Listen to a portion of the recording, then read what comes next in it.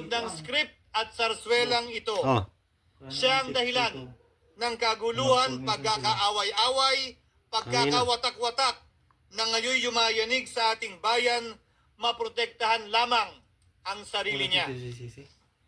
Ang pangalan niya ay matagal nang bulong-bulungan sa bawat sulok ng bansa, pero ngayon, unti-unti nang sinisigaw ng taong bayan.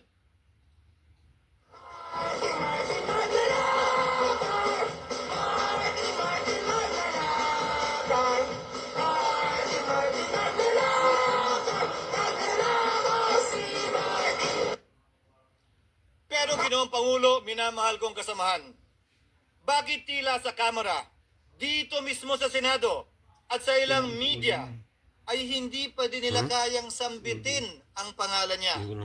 Pues, sasabihin ko, Martin Romualdez. Minsan ang binanggit ng mga diskaya ito mismo dito sa Senado, ang kanyang pangalan. Pero agad itong pinabawi nung humarap sila sa Kamara.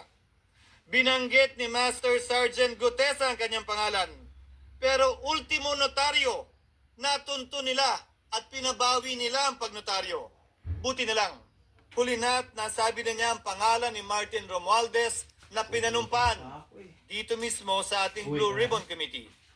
Hindi ba't si Ginoong Gutesa ang bukod, hindi ba't si Sergeant Gutesa lamang ang bukod tanging testigo na walang kinalaman, hindi sangkot sa flood control issue, walang hininging immunity, deal o proteksyon kapalit ng kanyang pagtestigo?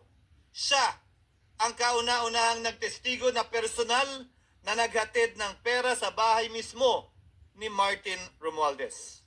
Ang salaysay niya, Ginoong Pangulo, ay kumpirmasyon ng matagal nang isinisiwalat ni Congressman Chanco at Mayor Magalong kung sino ang ulo sa paglilimas sa kaban ng bayan na ating naririnig na rin. 13,803,693 with Congressman Saldico as proponent. For the record, ang binabanggit po nating Representative Elizaldico, siya po yung chairman ng House Appropriations Committee. Wala kaduda-duda yan. Ito nga, hirap na hirap silang banggitin pa yung isa sa mga mastermind nila dyan, si Saldico. Hirap na hirap pa silang banggitin. May isa pang mas mataas sa kanya? Hindi naman gagalaw yun kung walang... Siyempre, hindi naman gagalaw yun kung walang pahintulot yung mas mataas sa kanya. Just the House Speaker.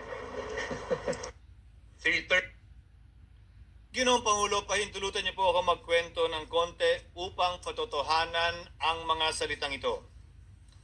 Taong 2023 nung tinalaga si Ginoong Kiko Laurel bilang kalihim ng kagawaran ng agrikultura. Bilang suporta sa kanyang mandato, tinanong ko noon ang isang simpleng katanungan sa budget process natin. Bakit mas malaki ang pondo ng flood control kesa sa agrikultura? Why is it that the budget for flood control is bigger than the budget of the Department of Agriculture or the agriculture sector as a whole?